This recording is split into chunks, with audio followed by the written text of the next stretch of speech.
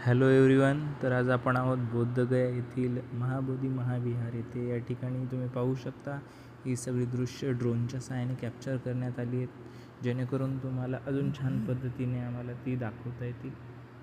तुम्ही महाबोधी महाविहाराचा जो लुक पाहू शकता.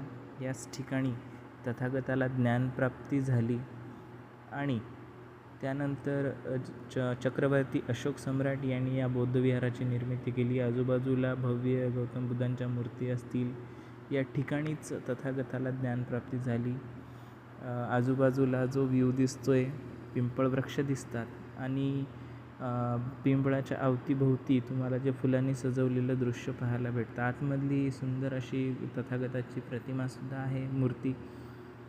आणि म्हणजे एक या ठिकाणी हे स्थान म्हणजे ऊर्जा देणारं आणि शक्ती देणारं स्थान आहे, ज्या ठिकाणी बसून तथागताने खूप तपश्चर्या केली आणि त्यानंतर त्यांना ज्ञानप्राप्ती झाली.